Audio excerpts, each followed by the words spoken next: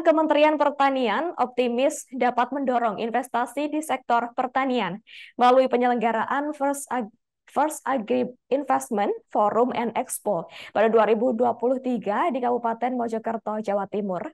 Kebijakan untuk mempermudah investasi tersebut adalah komitmen Menteri Pertahanan Andi Amran Sulaiman untuk meningkatkan kemudahan usaha bagi investor-investor di sektor pertanian.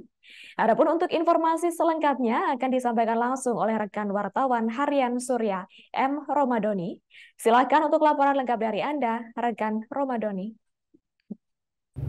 Kementerian Pertanian optimistis dapat mendorong investasi di sektor pertanian melalui AIV 2023 di Kabupaten Mojokerto.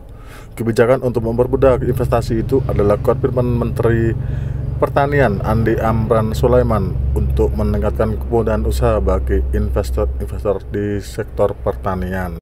Dari pengamatan di lokasi, PLT Sekretaris Jenderal Kementan Pere Hasto Setjarno melalui daring mengatakan bahwa pihaknya berupaya untuk menarik minat investor untuk investasi di sektor pertanian dengan kemudahan berusaha. Ia juga berharap tingkat EODB Indonesia dapat meningkat dalam kontribusi pertanian. Menurut Prihasto, EODB merupakan survei oleh Bank Dunia untuk peningkat negara yang sesuai dengan tingkat kemudahan berusahanya.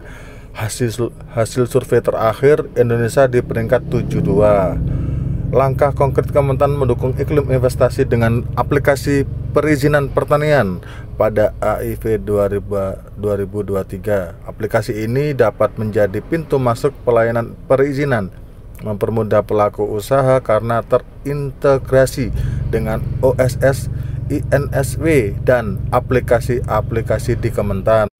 Prihasto mengatakan perwujudan aplikasi untuk mempermudah perizinan untuk investasi di sektor pertanian adalah kolaborasi dan sinergi antara pemerintah, dunia usaha, akademisi, dan masyarakat menjadi salah satu kunci keberhasilan dalam meningkatkan kemudahan berusaha tersebut. Pemangku kepentingan yang terlibat harus bersatu, saling mendukung, dan bekerja bersama-sama menciptakan lingkungan investasi yang kondusif di sektor pertanian. Apalagi saat ini tren positif investasi di sektor pertanian. Diungkapkan Prihasto, investasi di sektor pertanian terus meningkat.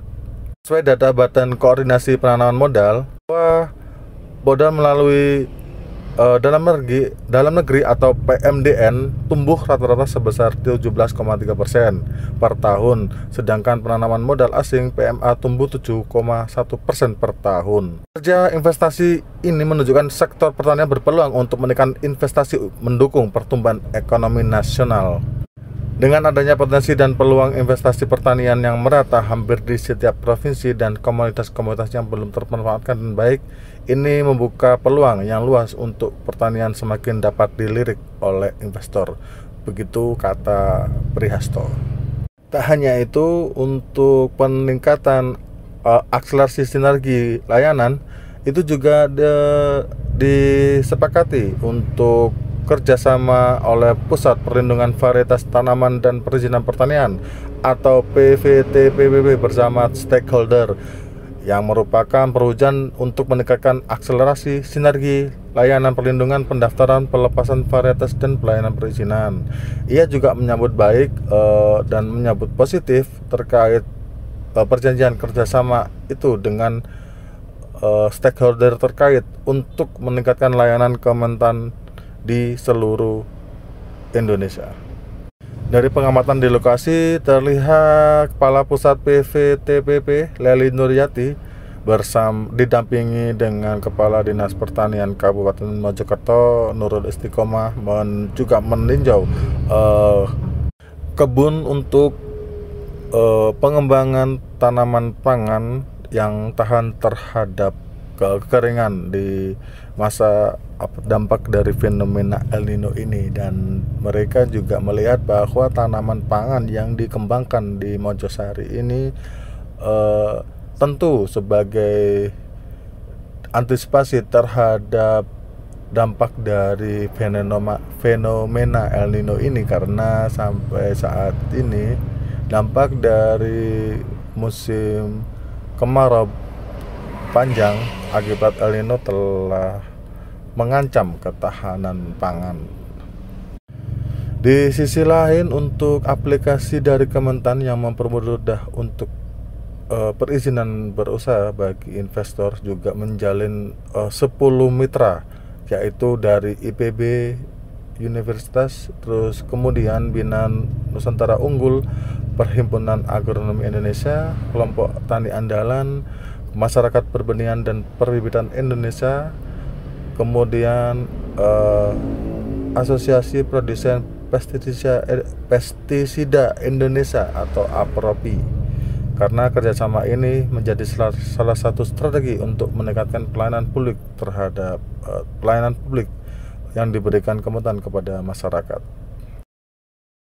Demikian, saya Muhammad Romadoni melaporkan dari Mojokerto. Selamat siang.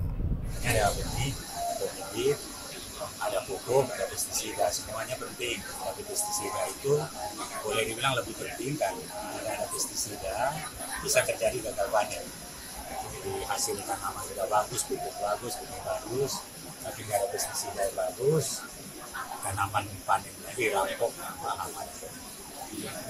Pak, tadi MOU dengan Kementerian Pertanian itu intinya apa ya Pak? Intinya pemerintah diwakili oleh Kementerian Pertanian, Pusat Perizinan dan Investasi, membuat sistem perizinan pertanian itu bukan cuma untuk pestisida.